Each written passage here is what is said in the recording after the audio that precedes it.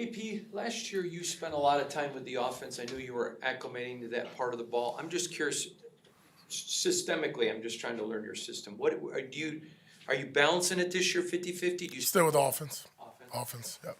What have you learned about that you enjoy?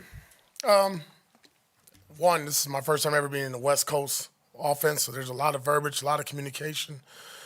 Just the concepts, the rhyme, the reason, played against it, for a bunch of years, coached against it, but obviously first time dealing with it on a day-to-day basis.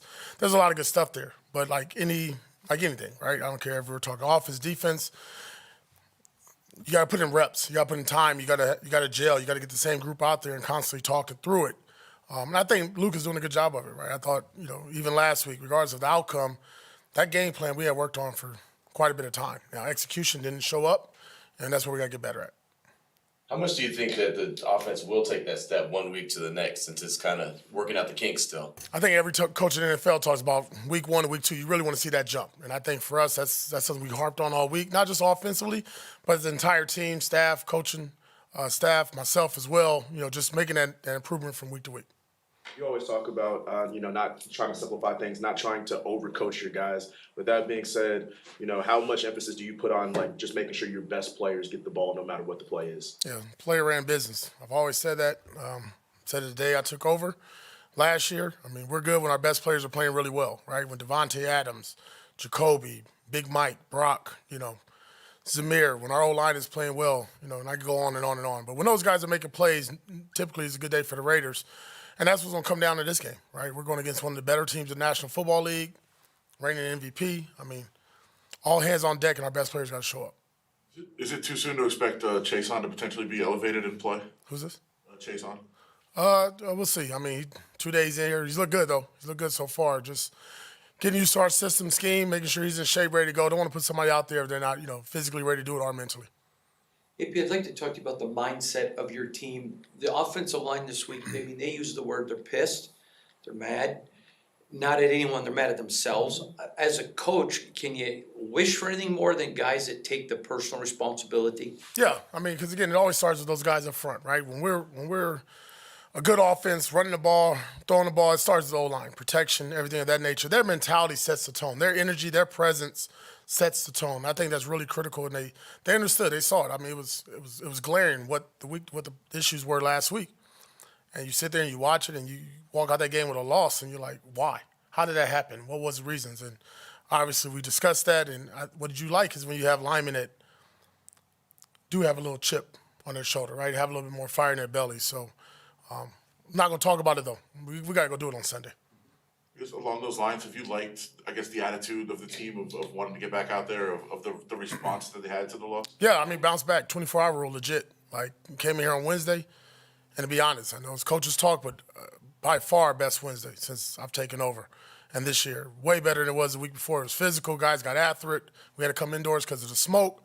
But it was a lot of energy, the effort, the finish, the physicality, everything we want in a padded practice.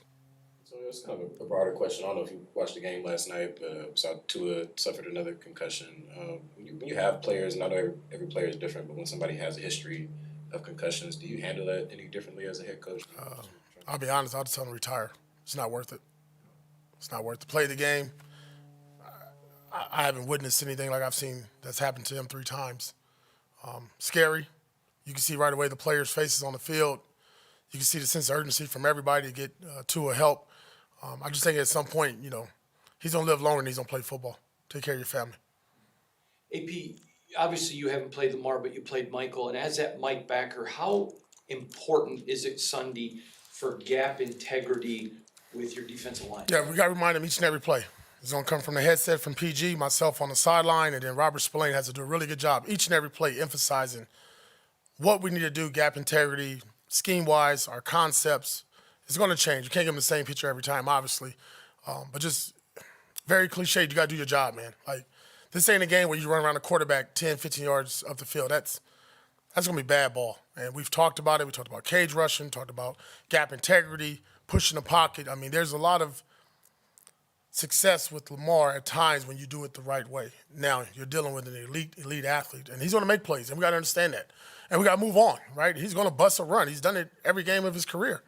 but we can't let them break our backs doing it throughout the game. Coach, your defensive backfield had a good game last week, held Herbert to under 150 passing yards. How impressed were you with them, and what do you expect from them on Sunday? No, that was good. I mean, if you'd have told me you lost a game and he threw for under 150, I'd have told you you're lying. But what I love to see, honestly, was one of the first 10 plays, I think, in the game with, JB, with Bennett out there on the sideline. Hell of a job playing the ball.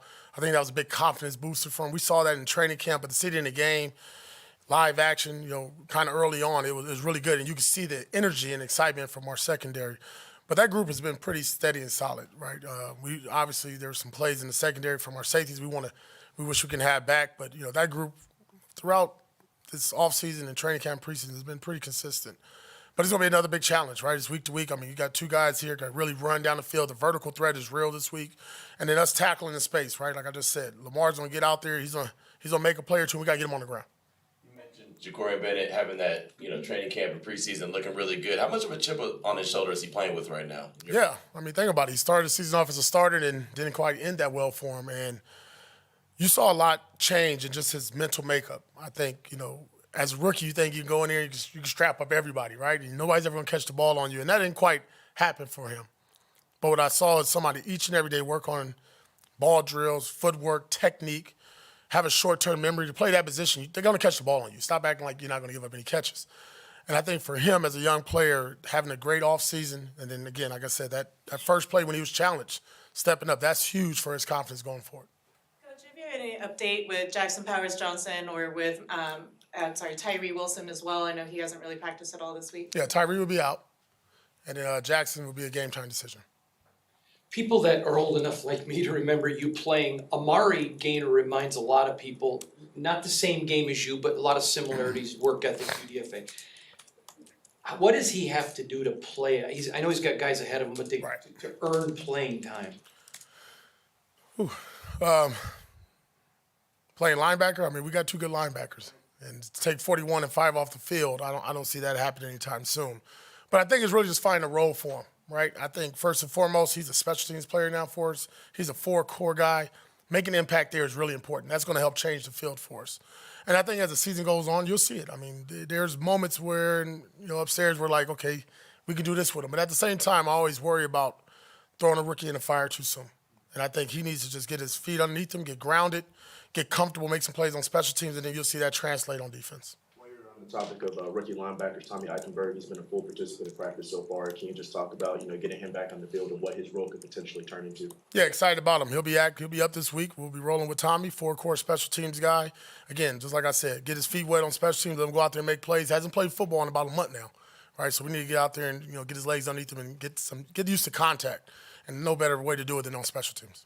You mentioned Gardner Minshew. Sometimes when the play's there, you got to just go make the play. And there was a couple that looked like he could have taken some shots. Has that been an emphasis this week of if it's there, take it, let it rip? When you say shots, you talking about vertical or? Or yeah, just there's a deeper shot, like 15, 20 yards. Listen, I'm all about it. We got Trey Tucker. I mean, we took one shot last week. Devontae wasn't good enough. Ball's out of bounds.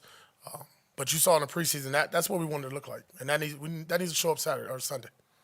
You've addressed the 4th down decision several times this week, but just going forward, are you comfortable with where the communication is in terms of everybody being on the same page and discussing those kind of things in a quick manner and making the decision on the field?